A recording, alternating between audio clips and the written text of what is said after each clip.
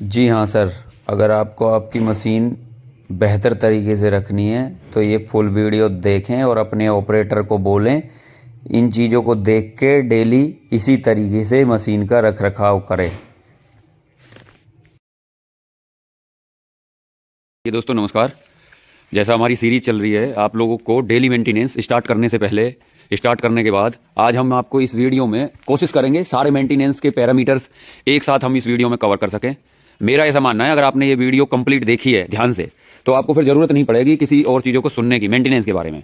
तो इसमें देखिए, आप जैसा फिलहाल देख रहे हैं मशीन को रात के समय इसी तरीके से हमें बकेट डाउन करके खड़ी करनी चाहिए। ये मशीन रात को हमने ऐसे खड़ी की है क्योंकि हाइड्रोलिक प्रेशर है। रात में आपने बकेट को ऊपर खड़ा करके कर दिया, बकेट ऊपर है और मशीन ऐसे ही पार्क कर दी, आपने खड़ी कर दी, तो हो सकता है किसी कारणवश कोई पाइप फट जाए या कुछ हो जाए। वैसे तो सेफ्टी रहती है बट संभावनाएं फिर भी हैं। और बकेट नीचे है तो अब नीचे क्या गिरेगी, तो इस तरीके से हमें खड़ी करनी चाहिए। अब रात में मशीन यहाँ इस तरीके से खड़ी थी तो हमें मशीन को चारों ओर से देखिए ऐसे नीचे से ऐसे देख लेना चाहिए कि नीचे कोई जानवर तो नहीं बैठा है, जैसे कुत्ता है या बिल्ली है। कई बार आप देखेंगे टायर के यहाँ पे वो नीचे बैठे होते हैं, ठंड हो गर्मी में धूप से बचने के लिए और ठंडों में ठंड से बचने के लिए।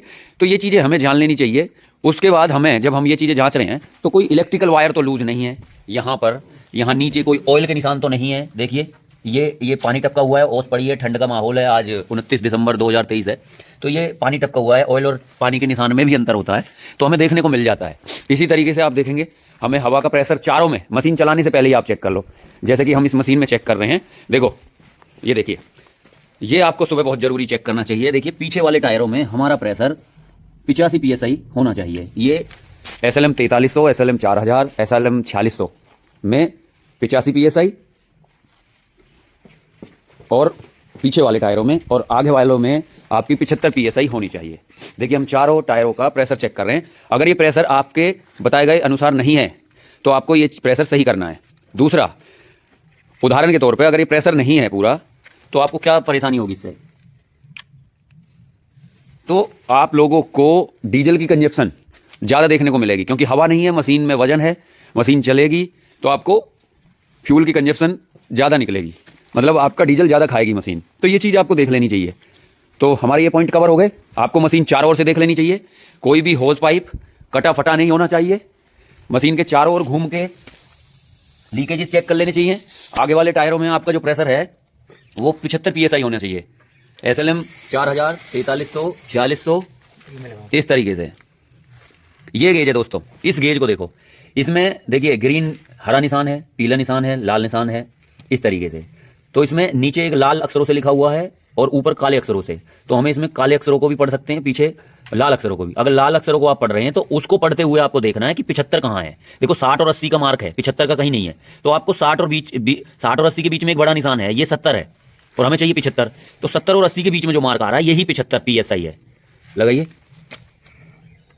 देखिए अब यहाँ प्रेशर दिखा रहा है आपको, तो अब देखिए लाल निशान पे कहाँ पे आ रहा है, ये 60 दिखा रहा है। तो हमें ये इसमें टॉप अप करना पड़ेगा एयर, क्योंकि जैसे ही हम इसमें 4 MQ माल बनाएंगे तो वो समस्या उत्पन्न कर सकता है। आपका रिम बेंड हो सकता है, रिम बेंड हो गया और भरी हुई आपकी गाड़ी है, आप सोच के देखिए कितना भयावह है, आपको दिक्कत कर सकता है, आपको समस्या कर सकता है।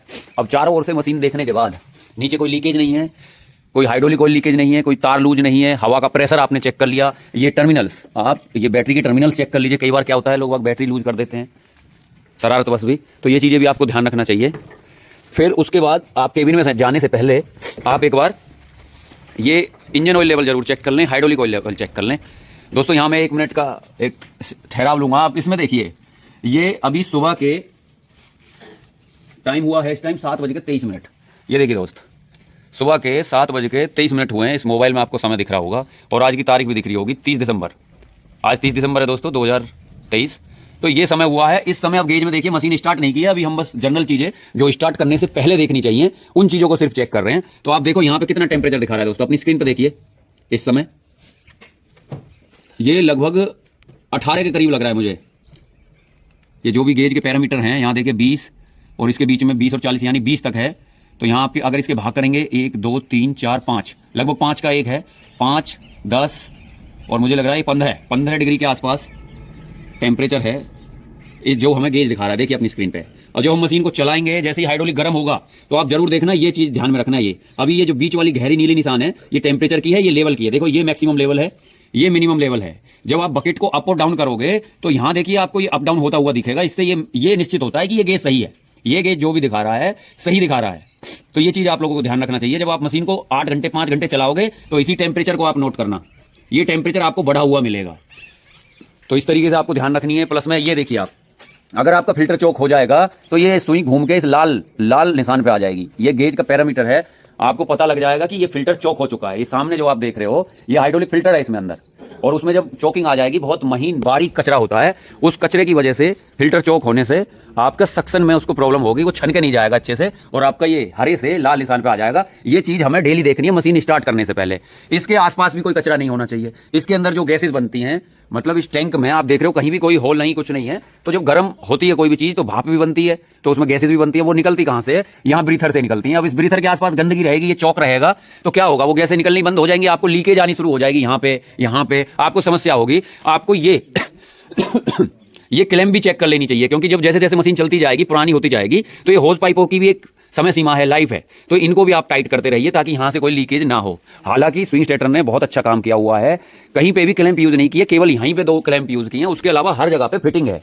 जहां भी आप होज देखोगे तो क्लैंप नहीं है, फिटिंग है। ये आप और दूसरी कंपनियों में देखोगे वहां ऐसा नहीं किया गया है। और मशीन को चलाते वक्त सुबह सोए इंचिंग पैडल की पोजीशन भी देख लें। ये इंचिंग पैडल होता है, ये आपकी अपनी तरफ खिंचा हुआ होना चाहिए, केबिन की तरफ दबा हुआ नहीं होना चाहिए। अब इंजन ऑयल लेवल देखेंगे हम। मशीन ऐसे प्लेन पर ही खड़ी होनी चाहिए। मशीन हमेशा आपकी प्लेन पे पार्क हो, क्योंकि थोड़ी सी भी टेढ़ी होगी तो आपका इंजन का जो ऑयल लेवल है वो साइड में चला जाएगा। ये चीजें हमें मशीन स्टार्ट करने से पहले ही देखनी चाहिए। जैसे आप देख रहे हो, देखो हमने देख लिया। अब इसको देखो, वैसे हाथ लगा के देख सकते हो ऐसे। इसमें 2 कट मार्क हैं, एक ये नीचे, एक ये ऊपर। देखो आप देख रहे हो स्लोट से कटे हुए हैं। ये तो है ऊपर का लेवल, जिसको मैक्सिमम ज्यादा से ज्यादा बोलते हैं, ज्यादा लेवल। और ये नीचे वाला लो लेवल, मिनिमम लेवल। देखो यहाँ लिखा भी हुआ है L और H, जैसा आप अपनी स्क्रीन पर देख रहे हो। L का मतलब लो और H का मतलब हाई। तो हाई से नीचे और लो से ऊपर हमारा हमेशा लेवल होना चाहिए, और हमें इसे जांचते रहना चाहिए। उससे हमें पता लगता है हमारा लेवल ठीक है। ये हमने कल भी जांचा था, अभी स्टार्ट करने से पहले भी जांच लिया, तो हमारा लेवल ठीक है। ये लेवल कभी भी इस निशान से नीचे नहीं जाना चाहिए। अगर इससे नीचे जाएगा तो आपके इंजन सीज होने के बहुत ज्यादा चांसेस हैं, और ये हमें रोज नोटिस करना चाहिए। अगर ये जल्दी जल्दी नीचे जा रहा है लेवल, तो आपको पता होना चाहिए आपके इंजन में कोई ना कोई समस्या है, इंजन ज्यादा आपका इंजन ऑयल खा रहा है। तो ये चीजें हमें ध्यान में रखनी चाहिए। तो ये सारी चीजें आपको ध्यान में रखते हुए अब आपको आना है ग्रीसिंग पर, ग्रीसिंग मेंटेनेंस पर। मेंटेनेंस में ये जो आप देख रहे हो बकेट आर्म, इसकी पिनें ज्यादा यूज होती हैं, यही बार बार ऊपर नीचे होती है। देखिए ये हमारे ऑपरेटर महोदय हाथ लगा के बता रहे हैं, ये सारी ग्रीस की पिनें हर 8 से 10 घंटे मशीन चलाने के बाद आपको डेली ग्रीसिंग करनी है। तो ये आपको ध्यान में रखना है। देखिए ये सूट जाम हो जाता है, यहाँ कंक्रीटिंग गिरती है लगातार। ये भी आपको देखिए, ये ऐसे लॉक रहता है यहाँ पे, इस लॉक को आप लूज करके इसको दोनों तरफ घुमा सकते हो। और ये ग्रीस पिन है, देखो इसको अप डाउन करेंगे आप, ये ग्रीस पिन है, ये ग्रीस पिन है, ये ग्रीस पिन है, ये है। तो 1 2 3 4 5, तो ये लिफ्टिंग आर्म में 5 ग्रीस पिन दिए हैं। किसी भी कंपनी की आप मशीन यूज करोगे उसमें कहीं 14 हैं, कहीं 16 हैं, तो इसमें ओनली 5 ग्रीस पिन है। देखिए कम से कम जॉइंट यूज किए गए हैं। जहां जॉइंट कम है तो ग्रीस पिन भी यूज होंगी, ग्रीस पिन भी कम यूज हुई हैं, पिन भी कम यूज हुई हैं, बुश भी कम यूज हुए हैं, तो मेंटेनेंस कॉस्ट कम आती है। और उसके अलावा आपकी ये ग्रीस पिन है, और ये हैं जो आपके सूट में लगी हैं, ठीक है, सूट सपोर्ट में। तो आपको इनको डेली 8 से 10 घंटे मशीन चलाने के बाद ग्रीसिंग करना चाहिए। वो विकल्प आपके हाथ में है कि सुबह मशीन स्टार्ट करने से पहले आप करिए, या मशीन शाम को 8 घंटे 10 घंटे यूज करने के बाद आप करिए। तो इन चीजों के बाद आपको रोलर बहुत महत्वपूर्ण है, क्योंकि ड्रम जितनी बार घूमेगा रोलर के ऊपर घूमेगा। तो ये रोलर है हमारे, रोलर की पिनें हैं, इनमें भी आप अच्छे से ग्रीस करिए हर 2 से 3 दिन में, ताकि पुरानी ग्रीस बाहर निकल जाए। ग्रीस करने का तरीका क्या है? ग्रीस पिन लेके आओ, सब में ग्रीस करेंगे। ग्रीस करने का तरीका ये है, जब तक आपको पुरानी ग्रीस दिखे नहीं निकलती हुई, तो आपको एंश्योर हो जाता है, आपको सुनिश्चित हो जाता है कि पुरानी ग्रीस तो बाहर आ गई, जिसमें कचरा मिला हुआ था, डस्ट मिट्टी मिली हुई थी, तो वो आपको आंखों से भी दिखती है। तो इस तरीके से आप ग्रीस करिए हर 7 से 4 दिन से 7 दिन के बीच में इन ग्रीस पिनों में ग्रीस करिए। ये देखिए यहाँ पे अंदर, यहाँ भी ग्रीस पिन है सिलेंडरों के जॉइंट पे, और यहाँ ड्रम के यहाँ पे भी, यहाँ भी 3 से 7 दिन में आप ग्रीस करिए। ये बहुत जरूरी है, जैसा आप अपनी स्क्रीन पर देख रहे हो ये ग्रीस पिन, इनमें भी आप हर 3 से 7 दिन में ग्रीस करिए। इसको भी आप जांच लीजिए, ये इंस्पेक्शन प्लेट है, ये टाइट होनी चाहिए। इसमें जब आप मेटल बनाओगे तो यहाँ से सीमेंट बाहर नहीं आनी चाहिए, सीमेंट का घोल बाहर नहीं आना चाहिए। यहाँ आप ग्रीस लगा सकते हो इस कड़े पे, ताकि इसकी मूवमेंट स्मूथ रहे, ज़्यादा आवाज़ ना आए ड्रम चलने पर। और इसकी प्रोटेक्शन के लिए आप खराब सस्ती से सस्ती एक आलू वाली ग्रीस यूज कर सकते हो यहाँ आउटर सरफेस पे, ताकि आपका ये पेंट खराब ना हो, उछले नहीं, सीमेंट इस पे चिपके नहीं। ये सावधानी कई ऑपरेटर महोदय ने कर रखी है अच्छे से, ये चीज़ें होनी चाहिए। आपका यहाँ टायरों के बीच में भी 7 से हर हफ्ते अगर आप ग्रीस कर देंगे, देखिए यहाँ पे, यहाँ देखिए ठीक टायरों के पीछे ये ऑपरेटर महोदय उसको हटा रहे हैं कैप को। देखिए इन्होंने एक कैप हटा दी और यहाँ थोड़ा सा उजाला चाहिए हम लोगों को, लाइट नहीं आ रही है। देखिए आपको दिखाता हूँ, इस तरीके की कैप से ढका हुआ होता है, ये कैप लगी हुई होती है यहाँ। देखिए अब दिखाता हूँ आपको, ये वाली ग्रीस पिन जैसी आप अपनी स्क्रीन पर देख रहे हो, ऐसी ही नीचे भी है, ऐसी यहाँ नीचे भी है इस तरफ। तो ये हर 7 दिन में आपको ग्रीस कर लेनी चाहिए। उससे आपकी मशीन का कटाव, उल्टे हाथ की तरफ सीधे हाथ की तरफ जो कटाव करोगे, ये आगे और पीछे दोनों एक्सलों में होती है। तो इस चीज़ को आपको जांच लेना चाहिए। ये चीज़ें आपको मशीन स्टार्ट करने से पहले डेली चेक करें, हवा का प्रेशर डेली चेक करें। यहाँ पंप को स्टार्ट करने से पहले, पानी के पंप को स्टार्ट करने से पहले उसमें जांच लें आप कि आपके जो ये टैंक हैं, ये पानी के वाटर टैंक हैं, इनमें पानी होना बहुत ज़रूरी है। और ये आपकी जाली,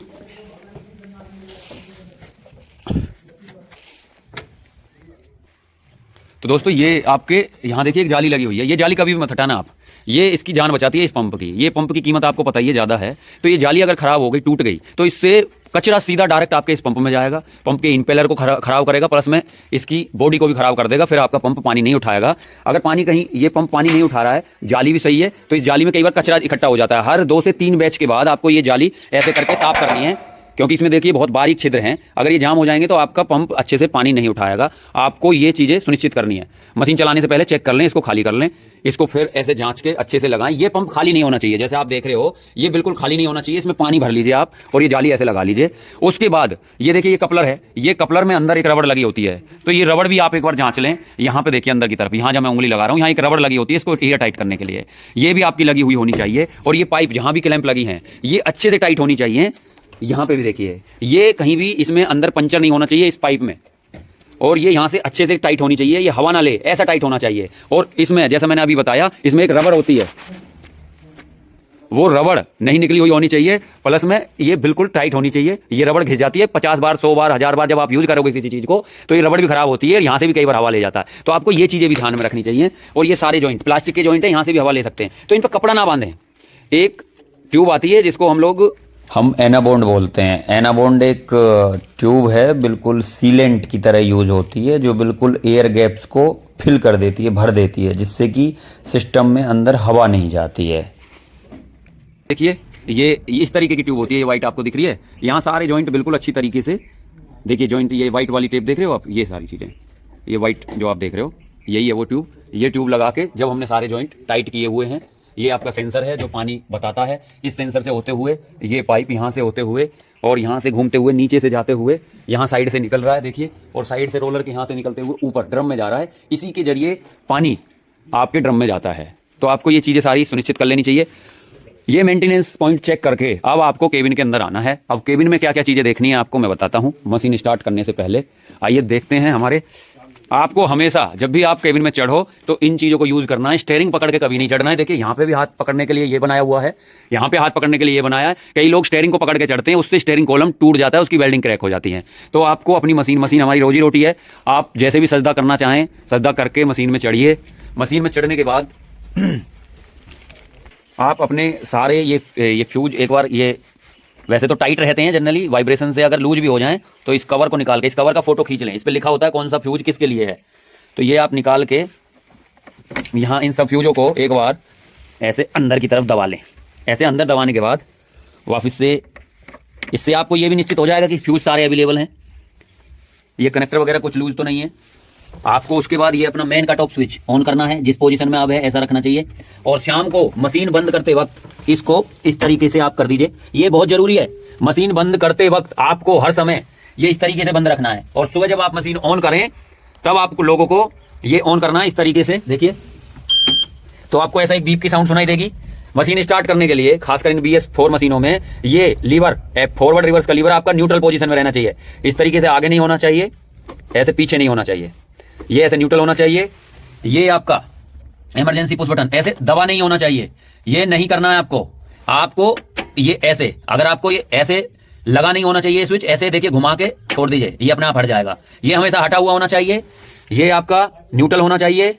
रेस चेक कर लें, हैंड एक्सीलेटर ये दबा हुआ नहीं होना चाहिए। देखिए इधर मैक्सिमम है, ये इधर होना चाहिए हमेशा आगे की तरफ। देखिए निशान भी बने हुए हैं, ये माइनस का, ये प्लस का, यानी घटा का जमा का, तो ये घटा की तरफ होना चाहिए। ऐसे ही आपके ये भी ये लगा हुआ होना चाहिए मशीन चलाने से पहले। पार्किंग ब्रेक है, नीचे करके दबा हुआ होना चाहिए, ताकि मशीन में गलती से भी अगर आपसे FNR स्विच ऑन हो गया है और रेस दे दी है तो आगे नहीं बढ़ेगी पार्किंग की वजह से। अब आइए दोस्तों डिस्प्ले ऑन करते हैं, देखते हैं क्या क्या पैरामीटर हमें चेक करने हैं। दोस्तों कोशिश कर रहा हूं एक ही वीडियो में आपको सारी चीजें बताने की, मेंटेनेंस भी और डेली हमें क्या देखना है। दोस्तों देखिए, बहुत आपको यहाँ बहुत चीजें पे ध्यान देना है। इस समय सुबह के लगभग 8 बजे का आसपास का टाइम है। समय आज की तारीख है 30 दिसंबर 2023। यहाँ आप अपनी स्क्रीन पे देख रहे हो, हमने अभी मशीन चालू नहीं की है। तो यहाँ पे देखिए इंजन प्रेशर दिखा रहा है, अभी मशीन स्टार्ट तो है नहीं। यहाँ देखिए ये आपका इंजन का टेम्परेचर है, इस समय जो वातावरण का टेम्परेचर है मेरे हिसाब से वही टेम्परेचर दिखा रहा है। यहाँ इंजन के RPM स्पीड कितनी है, ये फ्यूल लेवल अभी कितना इसमें डीजल है आपके टैंक में, और मशीन किस सिलेक्शन में है, गियर नंबर 2 में है। ये पार्किंग ब्रेक लगी हुई है, जैसे ही आप मशीन स्टार्ट करोगे ये पार्किंग ब्रेक का स्विच हटाएंगे तो ये चला जाना चाहिए। अगर नहीं जा रहा है तो समस्या है। कई बार गियर अच्छे से शिफ्ट नहीं होता है तो भी समस्या आ जाती है। ये आपका 4 wheel drive, crab wheel drive, उसका इंडिकेशन है। आपकी मशीन किस ड्राइव में है, वो कहां से सिलेक्ट होता है, वो इस स्विच से सिलेक्ट होता है, इस स्विच से। देखिए यहाँ पे आप अपनी स्क्रीन पर देख रहे हैं, सबसे ऊपर अगर आप इसको देखिए, इसको ऐसे खींचिए ऊपर करिए तो ये आपका 4 व्हील स्टीयरिंग सिलेक्ट हो जाएगा। इसी को ऐसे खींच के एक स्टेप डाउन करेंगे तो ये फ्रंट व्हील ड्राइव, यानी कि आगे के 2 चक्के ही आप लेफ्ट और राइट टर्न कर पाओगे। और सबसे नीचे देखिए क्रैब व्हील, एक बार और इसको ऐसे खींच के डाउन करेंगे तो ये आपका केकड़ा की तरह, मतलब आगे के 2 व्हील सीधी तरफ, पीछे के 2 व्हील उल्टे हाथ की तरफ चलेंगे, यानी टेढ़ी चलेगी मशीन, सीधी ना चल के। तो ये भी आपने सुनिश्चित करना है। हमेशा ज्यादातर लोग फ्रंट व्हील या 4 व्हील में ही ड्राइव करते हैं, तो इसको ऐसे दबा के सबसे ऊपर हमें रखना चाहिए। इस तरीके से आप इसको चेक कर सकते हैं। आइए फिर अपनी डिस्प्ले पे आते हैं। डिस्प्ले में आप लोग जैसा देख रहे हैं, अभी हमने मशीन स्टार्ट नहीं की है और यहाँ एक इंडिकेशन आ रहा है सर, देखो ये वाला। ये मैं एक बार और ऑफ कर देता हूँ तो देखिए आप चाबी के साथ ऑफ हो गया है सारा। ये भी जैसे ही आप मशीन स्टार्ट करोगे ये इंडिकेशन चला जाता है। ये इंडिकेशन चले जाने का मीनिंग है आपका अल्टरनेटर, आपकी बैटरी चार्ज कर रहा है। अन्यथा अगर मशीन स्टार्ट करने के बाद भी अगर ये नहीं चार्ज होती, ये लाइट बंद नहीं होती है, तो समझो या तो कोई लूज कनेक्शन है या आपका अल्टरनेटर चार्ज नहीं कर रहा है। तो ये चीज़ें हमें ध्यान में रखनी है। मशीन स्टार्ट करने से पहले हमें देखिए, मशीन जैसे ही हम स्टार्ट करेंगे तो मशीन को आइडल मतलब सामान्य बिना रेस दिए हुए 5 मिनट मशीन को चलाना चाहिए। आपने इस वीडियो में पहले देख लिया क्या टेम्परेचर था मशीन स्टार्ट करने से पहले। अभी आपको स्क्रीन पर भी दिखाई दे रहा है, ये देखिए इंजन का प्रेशर, अभी कोई प्रेशर नहीं है। मिनिमम RPM पे कितना है, मैक्सिमम RPM पे कितना है। ऐसे ही इंजन टेम्परेचर, अभी इंजन स्टार्ट नहीं हुआ है, पूरी रात मशीन खड़ी रही है तो अभी 14 डिग्री दिखा रहा है। देखिए जो वातावरण का टेम्परेचर है। आपका डीजल लेवल कितना है, इंजन स्पीड कितनी है। अब आपको देखिए ये सारे हरे लैंप, ये 1 2 3 4, ये DEF जो लिखा है ये यूरिया के लिए है, इंडिकेशन यूरिया से रिलेटेड। ये NCD है, ये MIL है, ये सिस्टम लैंप है। ये सारे जो भी इंडिकेशन लैंप है ये हरे होने चाहिए। अगर इनमें कुछ लाल आपको दिखता है कोई भी तो आपको समस्या होगी। वो आप कैसे देखेंगे, इसमें एरर कोड आ जाते हैं। बट उससे पहले हम देख लेते हैं इसमें एड ब्लू कहाँ दिखाई देगा, एड ब्लू का लेवल कहाँ हम देखें। तो उसको देखने के लिए दोस्तों आपको ये बटन दबाना है। ये बटन दबाएंगे तो आपके सामने ये स्क्रीन खुल के आ जाएगी जैसा आप देख रहे हो। तो इसमें देखिए इंजन रनिंग आवर, इंजन कितने घंटे चल चुका है वो यहाँ लिखा हुआ है। देखिए जैसे ये 16 घंटे चली है। ऐसे ही डीजल कंजप्शन पर आवर, अगर आप एक्सेलेटर नहीं देते हो तो ये देखिए कितनी कम आएगी, और जैसे ही आप फुल एक्सेलेटर देते हो तो ये बढ़ जाएगी। यानी कि सीधी सी बात है, अगर आप एक्सेलेटर ज़्यादा देके चलाओगे मशीन को तो ये फ्यूल ज़्यादा खाएगी, कम एक्सेलेटर देके चलाओगे तो कम खाएगी। ऐसे ही ECU वोल्टेज, अभी फिलहाल आपकी बैटरी में कितनी वोल्टेज है देखिए 12.5। ये एड ब्लू जो यूरिया हम बोलते हैं उसका लेवल है, देखिए 99.60। तो ये चीज़ें आपको मशीन स्टार्ट करने से पहले देख लेनी चाहिए। अगर आपका ये एड ब्लू का लेवल 30% है तो आप तुरंत इसमें एड ब्लू डालिए। एड ब्लू वारंटी मशीन में आप केवल और केवल किर्लोस्कर से ही लीजिए, और 2 3 4 बाल्टी आप इकट्ठी मंगा के रख लीजिए। नहीं तो जिस दिन खत्म होगा आप उस दिन लेने के लिए, खरीदने के लिए दौड़ेंगे, और सेम डे अगर आपके पास ही डीलरशिप है किर्लोस्कर की तो मिल जाएगा, नहीं तो 2-3 दिन आने में लग जाते हैं। तो आप उस समय आपका लेवल डाउन चला जाएगा और इसमें एरर कोड दिखाएंगे। एरर कोड कहाँ आएंगे, ऐसे ही आपको डीजल और आपका एड ब्लू, ये डीजल भी अगर 30% पे आ जाए, मशीन ऐसे प्लेन पे खड़ी होनी चाहिए, तो आपको इसमें दोबारा डीजल भरना है। नहीं तो फिर इसमें समस्याएं आ सकती हैं, एरर कोड आ सकते हैं, हवा ले सकता है इंजन। तो आपको ये चीज़ें पहले ही ओके कर लेनी है। देखिए यहाँ एड ब्लू लेवल 30%। अगर आपको कोई एरर कोड चेक करना, क्या एरर कोड है, तो ये बटन एक बार और दबाइए। तो यहाँ देखिए वाटर इन फ्यूल, ये भी आपको डेली चेक करना है। अगर आपके डीजल में पानी होगा तो देखिए यहाँ वाटर इन फ्यूल की जो ये लैंप है, ये इंडिकेशन लैंप अभी हरा दिखाई दे रहा है आपको, ये लाल हो जाएगा। अगर आपकी मशीन ठंड की वजह से स्टार्ट नहीं हो रही है, ये लाल हो जाएगा। ये NCD लैंप है, ये DEF टैंक लो स्टेटस, मतलब आपका एड ब्लू नीचे वाले लेवल पे चला गया है, ये लाल हो जाएगा अपने आप। तो ये चीज़ें आपको डेली चेक करनी है, और यहाँ पे कुछ नंबर लिख के आ जाएंगे तो आपको पता लग जाएगा ये किस वजह से। जैसे ये यूरिया का लेवल लो आते ही लाल लाइट जल जाएगी। ये पानी में और डीजल में अगर पानी मिक्स है यहाँ आपकी लाल लाइट जल जाएगी। तो ये बहुत बढ़िया है। देखिए डिस्प्ले में आप जान सकते हो कितनी वोल्टेज है बैटरी की, कितना डीजल है, कितना यूरिया है, कितने इंजन की स्पीड है, कितना डीजल खा रही है कितनी स्पीड पे। तो ये सारी चीज़ें आप इस डिस्प्ले में देख सकते हो। आगे जाओगे तो आपको देखो ये एरर कोड है, ये इंजन फॉल्ट कोड। यहाँ आपको एक नंबर लिख के आएगा, यहाँ आपको ये 16 नंबर तक है। देखिए आगे दबाते चले जाओगे तो आपको ये नंबर आते चले जाएंगे। एक बार और दबाओगे तो देखिए यहाँ आ गया कंट्रोलर वर्जन, ये कंट्रोलर सीरियल नंबर। एक बार और दबाएंगे तो आप वापस मेन स्क्रीन पे आ जाओगे। आप इसको रेगुलर दबाते चले गए तो मेन स्क्रीन पे वापस आ गए।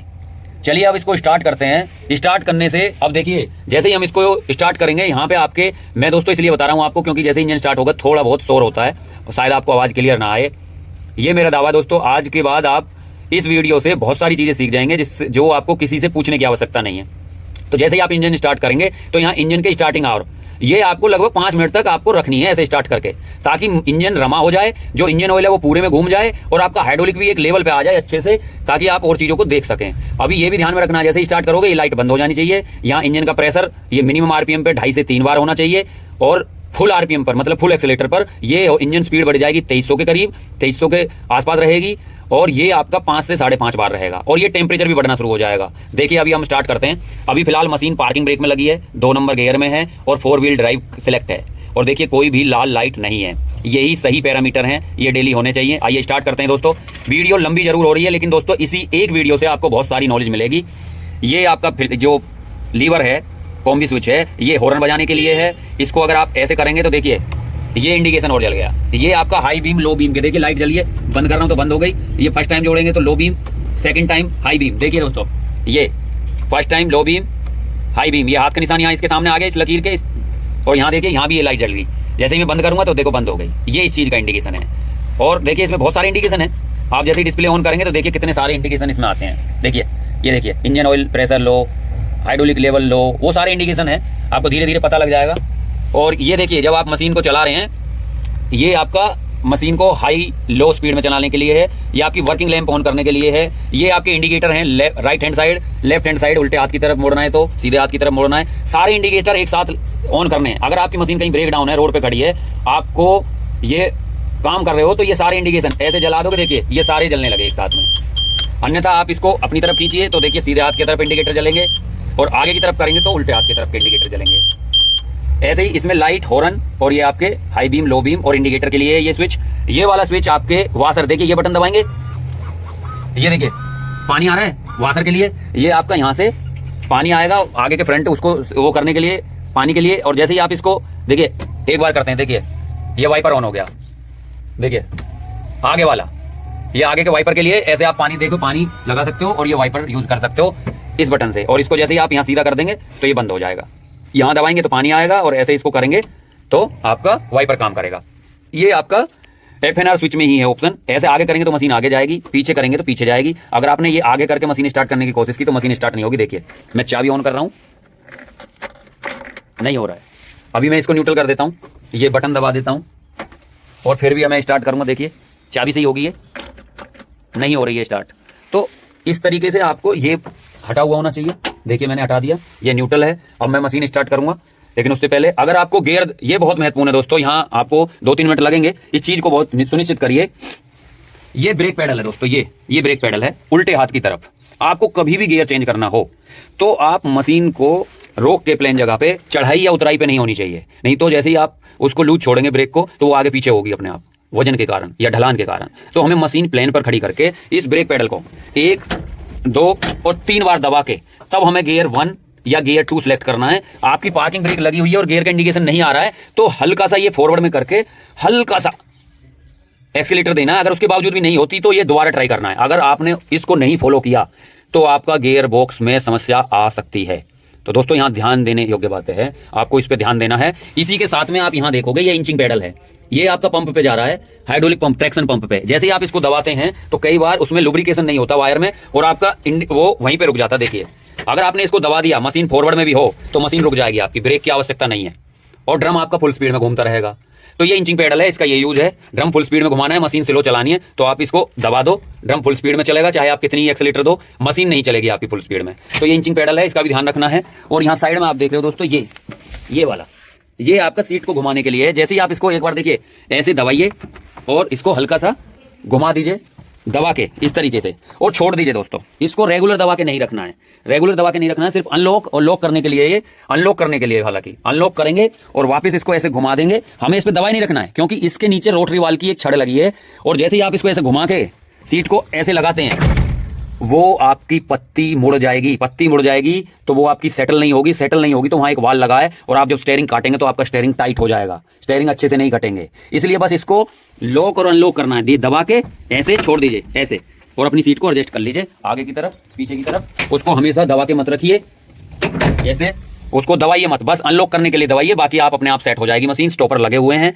सीट के नीचे, तो आपको ये चीज भी ध्यान में रखनी है। चलिए हम आपको गियर चेंज करके भी दिखाएंगे किस तरीके से गियर चेंज करने। उससे पहले स्टार्ट करते हैं दोस्तों। मैं मान रहा हूं कि ये वीडियो काफी लंबी हो गई है, बट अगर हमें जानकारी चाहिए तो लंबी वीडियो देखनी होगी दोस्तों। हर जगह पे एक एक इंपॉर्टेंट इसमें हमारा नॉलेज छुपी हुई है, इंपॉर्टेंट मुद्दा छुपा हुआ है। तो देखिए दोस्तों, जैसे ही आप मशीन स्टार्ट करेंगे, आइए देखते हैं। यहाँ इंजन प्रेशर दिखाई देगा, लो आरपीएम दिखाई देंगे, टेम्परेचर दिखाई देगा और ये चीज़ें देखें। आइए स्टार्ट करते हैं दोस्तों। मशीन स्टार्ट हो चुकी है, अभी आप देख रहे हैं डिस्प्ले में धीरे धीरे टेम्परेचर बढ़ेगा। हमें आइडल ही रखनी है, एक्सेलेटर नहीं देना है। ये पैर वाला एक्सेलेटर है जिसको हम फुट एक्सेलेटर बोलते हैं, ये हाथ वाला एक्सेलेटर है। अभी हमें कोई भी एक्सेलेटर यूज नहीं करना है। आप देखिए टेम्परेचर बढ़ना शुरू हो गया है।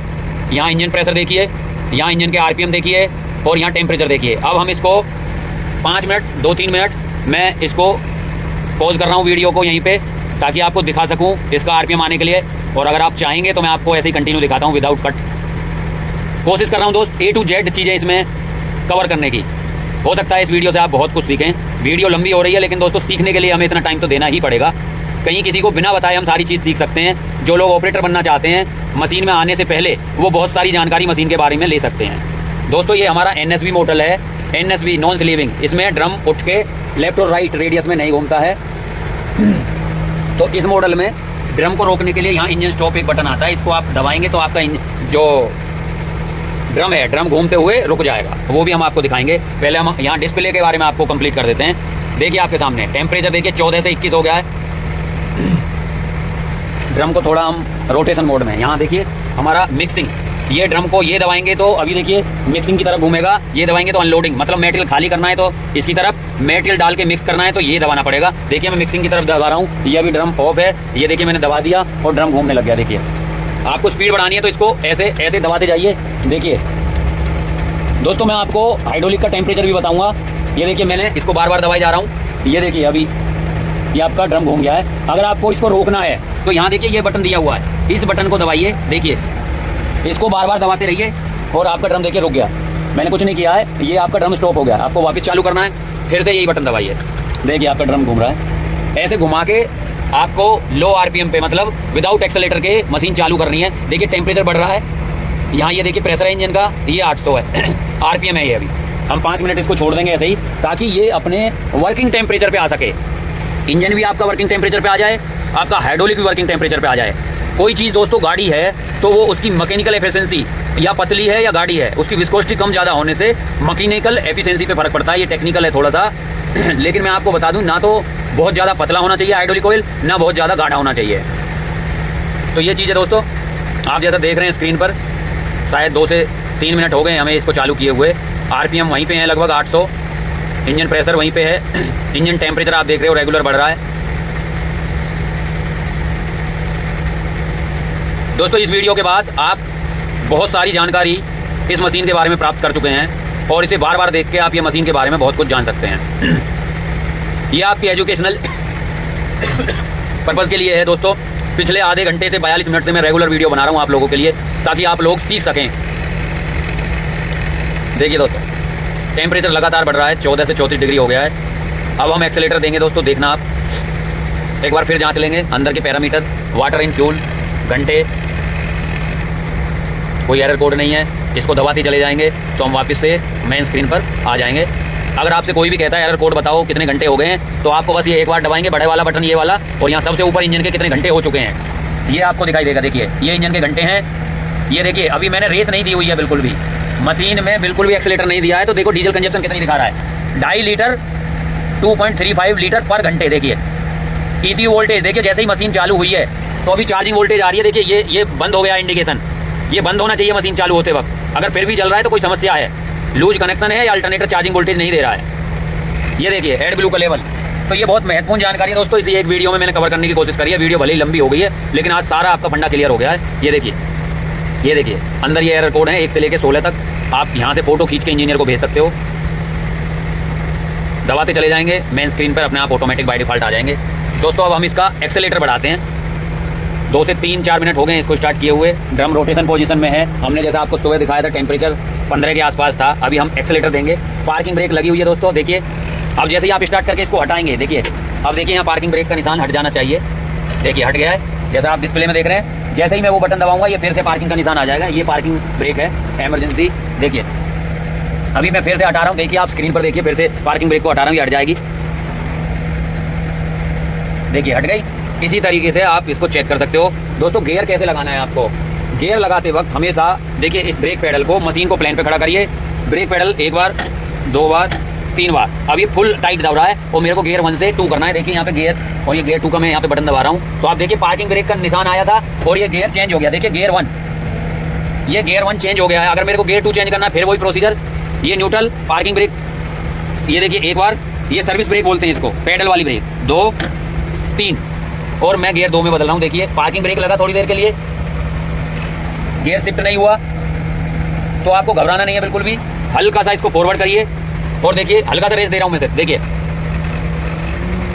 850 तक दिया, नहीं हुआ तो इसके साथ जोर जबरदस्ती ना करें। ये बहुत ध्यान देने योग्य पॉइंट है। अगर आपने यहाँ जोर जबरदस्ती करी तो गियर बॉक्स में समस्या आ सकती है। इसको वापस से न्यूट्रल करिए, ये न्यूट्रल रहना चाहिए। वापस से इसमें पैडल करिए, देखिए ऐसे पैडल को दबाए रखिए, टाइट होना चाहिए फुल। 1 पे जाइए, गियर 1 पे, फिर वापस से गियर 2 दबा दीजिए। देखिए मैंने कुछ नहीं किया है, पैडल दबा होना चाहिए। देखिए गियर 2 हो गया है चेंज। दोस्तों मैं फिर एक बार बता रहा हूँ आपको, देखिए पैडल को अगर हल्का दब रहा है तो 2-3 बार दबा लीजिए, ऐसे।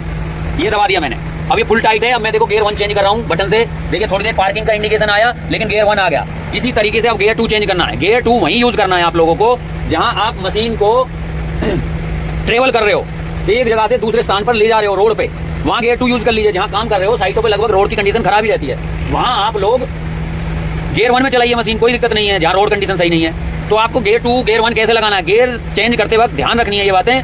मशीन आपकी प्लेन पे हो और आपको प्रॉपर ये हल्का दब रहा है, इसको जब तक करते रहिए जब तक ये टाइट ना हो, फुल टाइट। अब जैसे फुल टाइट है, अब देखिए मैं गियर 2 डाल रहा हूँ, अभी गियर 1 है। देखिए थोड़ी देर के लिए पार्किंग आया और गियर 2 हो गया। इस तरीके से आपका गियर चेंज हो जाएगा। इसमें बहुत बड़ी रॉकेट साइंस नहीं है, देखिए तुरंत हो गया। इस तरीके से आपको गियर चेंज करना है दोस्तों, इस चीज़ का ध्यान रखना है। अभी देखिए दोस्तों इसी दौरान टेम्परेचर 49 हो गया है इंजन का, और ये आरपीएम उतनी है। अब मैं आरपीएम बढ़ाऊंगा दोस्तों पैडल से। देखिए ये आरपीएम, ये आपका एक्सेलेरेटर है।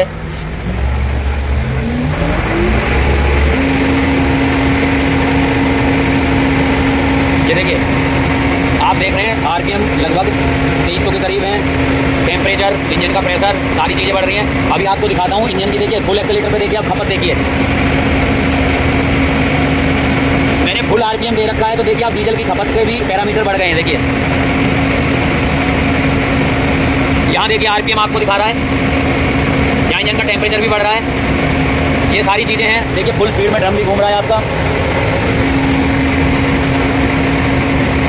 तो एक्सेलेरेटर से आपका डीजल कम ज़्यादा, ये चीज़ देखिए। अभी मैंने एक्सेलेरेटर छोड़ दिया है तो वापस देखिए 1 लीटर पर आवर आ गया है, 1.8 लीटर पर घंटे खाएगा अगर इसी रेस में मशीन चलेगी तो। और यहाँ पे देखिए इंजन के आरपीएम वही 800 के आसपास हैं। इंजन का प्रेशर, टेम्परेचर देखिए 62 डिग्री आ गया है। अभी मैं आपको इसको दिखाता हूँ थोड़ी देर हाई एक्सेलेरेटर में चला के। ये हाथ वाला एक्सेलेरेटर है। टेम्परेचर आपका इंजन का कहाँ तक जाता है,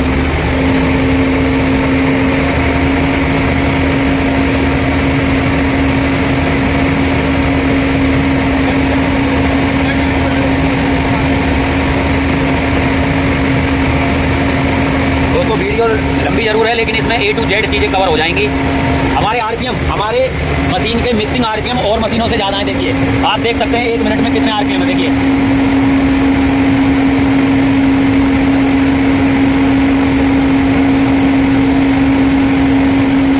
दोस्तों इसके 21 से 22 आरपीएम है 1 मिनट में, यानी कि 1 मिनट में 20 से 22 बार घूम जाता है। आपको मशीन में एक्स्ट्रा एक्सेलेरेटर देके एक्स्ट्रा मिक्सिंग की जरूरत नहीं पड़ती है। ये बाई डिफ़ॉल्ट ही मिक्स हो जाता है। जब आप मेटेरियल उठाते रहते हो उसी दौरान मिक्स हो जाता है। तो आप अपनी स्क्रीन पर देख रहे हो मशीन, इसके ड्रम के आरपीएम। फिक्सिंग आरपीएम 1 मिनट में कितनी बार घूम जाता है। अभी देखिए हम देखेंगे 1 मिनट में कितनी बार, और फिर इंजन का टेम्परेचर भी देखेंगे। लगभग हमने काफ़ी देर से हाई एक्सीलेटर में चलाया हुआ है, इंजन का टेम्परेचर भी देखेंगे क्या है, और फिर आपके हाइड्रोलिक का टेम्परेचर भी देखेंगे कितना हो गया है। जैसा हमने सुबह वीडियो स्टार्ट करने से पहले चेक की थी चीज़ें। मशीन की वॉशिंग हो रही है, साफ़ किया जा रहा है मशीन को।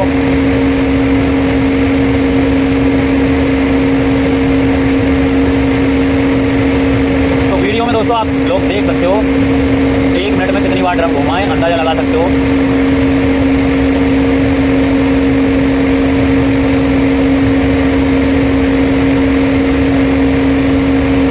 आइए देखते हैं इंजन का टोटल टेम्परेचर कहाँ तक आया। देखिए 79 डिग्री सेल्सियस, और प्रेशर इंजन का 5.9 बार। ये डिजिटल है, थोड़ा बहुत अप डाउन चलेगा। डिजिटल मीटर में थोड़ा बहुत अप डाउन चलता है।